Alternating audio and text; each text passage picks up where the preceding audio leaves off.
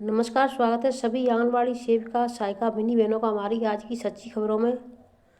तो बहनों, जिन्होंने कल की वीडियो नहीं देखी है तो जा कर के जल्दी से देख लें और आपका जो पैसा आया है अपने हक को, यानी कि पैसा हमारे खाते में नहीं भेजा गया और ना ही हमें लेना है वो पैसा। अगर हम पैसा लेंगे तो हमारे लिए दिक्कत हो सकती है, लेकिन जो टीचरों के खाते में जो स्कूल प्री प्राइमरी यानी कहा जाता है, जैसे कि यानी जो कोलोकेटेड यानी प्राइमरी स्कूल में चल रहे हैं जो आंगनबाड़ी केंद्र, उनके लिए आंगनबाड़ी केंद्रों के लिए हेड मास्टर के खाते में पैसा आता है और हर स्कूल में आता है, हर ज़िले में, हर ब्लॉक में, सभी आंगनबाड़ी केंद्रों के लिए आता है।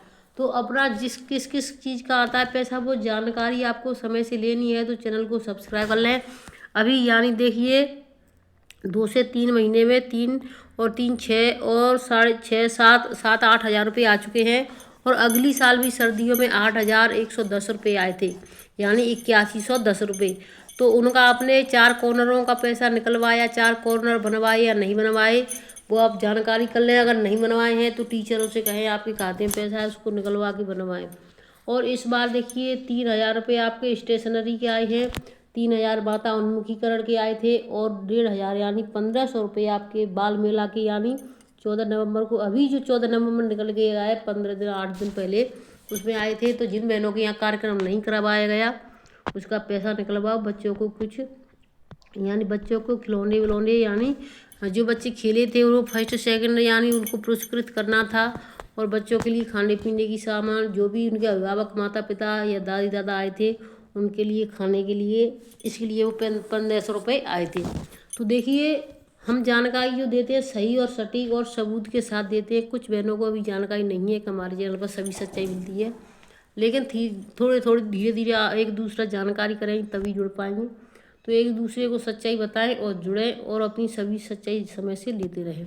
अब देखिए जो एकदम से ऐसा आदेश आया है जिसे देख करके आप भी चौंक जाएंगे। गाजियाबाद में 100 आंगनबाड़ी केंद्रों को ALI तकनीक से लैस करने की कवायद शुरू हो गई है। इसमें पहले चरण में 50 केंद्रों में LCD स्क्रीन लगाई जाएगी, यानी 50 केंद्रों में पहले चरण में लगेगी। यह तकनीकी बच्चों की पढ़ाई में मदद करेगी। आप सभी को पता है कि यानी हर चीज़ आजकल बच्चों की पढ़ाई पर फोकस किया जा रहा है, लेकिन जितना फोकस बच्चों की पढ़ाई पर होगा वहीं कुछ हमारी जो आंगनबाड़ी बहनें ऐसी भी होंगी जो नहीं जाना चाहती होंगी, उनके लिए दिक्कत भी आएगी और आंगनबाड़ी केंद्रों के संचालन में भी सार्थक होंगी। गाजियाबाद जिले के आंगनबाड़ी केंद्रों में AI तकनीकी को लागू करने के लिए मुख्य विकास अधिकारी ने योजना तैयार की थी, जिसमें दिसंबर तक 50 आंगनबाड़ी केंद्रों में AI तकनीकी वाली LCD स्क्रीन लगाने की उम्मीद जताई जा रही है और इसके बाद जनवरी तक 50 अन्य आंगनबाड़ी केंद्रों को AI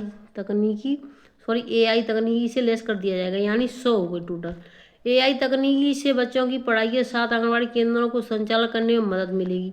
अवगत हो कि पिछले 3 माह पूर्व प्रदेश की राज्यपाल आनंदीबेन पटेल ने जिले के ग्राम मोरटी में देश की पहली AI आर्टिफिशियल इंटेलिजेंस आधारित आंगनबाड़ी का शुभारंभ किया था।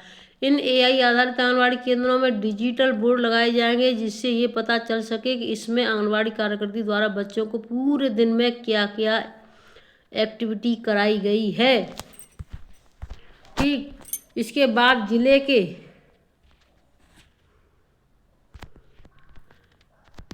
AI तकनीकी से आंगनबाड़ी केंद्र बंद होने के बाद इसकी प्रतिदिन की रिपोर्ट जिला प्रशासन के पास जाएगी।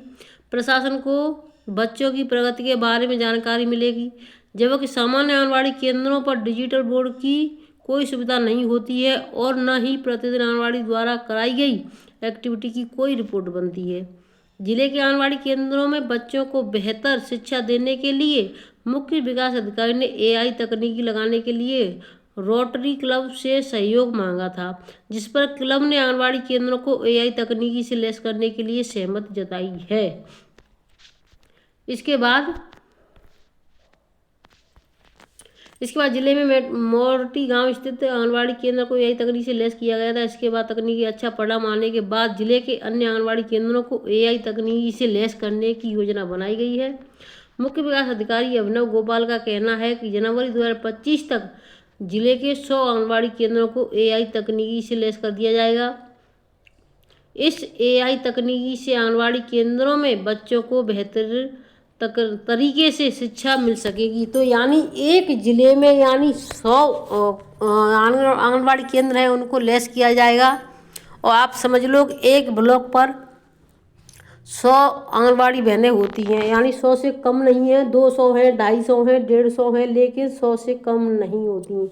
और यहाँ पर क्या किया जा रहा है, पूरे ज़िले में, यानी पूरे ज़िले में 100 का टारगेट रखा गया है। वो भी पहली बार में सिर्फ 50 के, दूसरी बार में यानी दिसंबर 2024 में 50 का होगा, उसके बाद फिर जनवरी 2025 में 50 का होगा। इसलिए इस तरह से 100 का हो जाता है।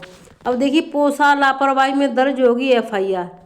बहनों, पोषाहार की लापरवाही न करें, FIR दर्ज होगी। और भी आदेश हैं, बीच में वीडियो को छोड़ करके ना जाइए। बलरामपुर से पोषाहार व ड्राई राशन वितरण की व्यवस्था को पारदर्शी बनाने के लिए प्रशासन ने कई स्तर पर तैयारियां की हैं। नोडल अधिकारी बनाकर जांच कराने के साथ वितरण करते हुए कार्रवाई को जियो टैग के माध्यम से फोटो व्हाट्सएप ग्रुप में भेजने की व्यवस्था की है। इसके बाद भी अगर वितरण में अनियमितता मिलती है तो FIR दर्ज कराई जाएगी।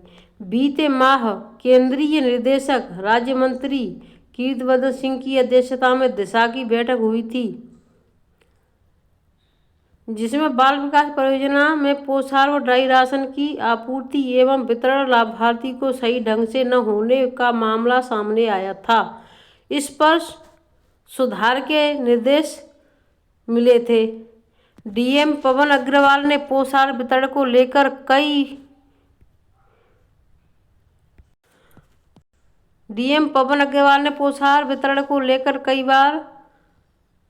कई स्तर पर प्रबंध किए हैं। जिला कार्यक्रम अधिकारी निहारिका विश्वकर्मा को अनुपालन कराने की जिम्मेदारी दी गई है। यानी अब देखिए, कहीं ना कहीं कोई ना कोई तो गलती करता है। ऐसा नहीं है कि अगर किसी ने कोई गलती नहीं की और ऐसे ही निर्देश, देखिए छोटी सी गलती आप करते हैं और अब उसको बड़ा गलती बना करके, इशू दिखा करके बड़ी से बड़ी कर देते हैं और उसको पेश कर दिया जाता है। इसलिए हम कहते हैं बहनों, छोटी से छोटी गलती मत करो। अपने लिए क्यों परेशानी खड़ी कर रही, क्योंकि इस समय आप पता है, यानी समय आंगनबाड़ियों का खराब चल रहा है। जो बहनें अभी भी आराम से वही कार्य कर रही हैं, चाहे वो केंद्र समय से ना पहुंचना हो या फिर वितरण में लापरवाही है, तो ऐसा ना करें, आपके लिए बहुत बड़ी दिक्कत हो जाएगी। दिशा की बैठक में मिले निर्देश पर प्रशासन ने बनाई रणनीति, DM ने जारी किया आदेश। पोषाहार वितरण को लेकर की गई यह व्यवस्था, सभी CDPO पोषाहार और ड्राई राशन वितरण से एक दिन पहले जानकारी सार्वजनिक करेंगे। यानी देखिए, इसमें साफ साफ कह दिया है, यानी वितरण आपका, यानी देखिए आज 25 तारीख है, ठीक है, आपको 26 या 27 में वितरण करना है। तो आपको क्या, अगर 26 में आप वितरण करती हैं तो 25 को आपको क्या करना होगा, सार्वजनिक कर देंगे।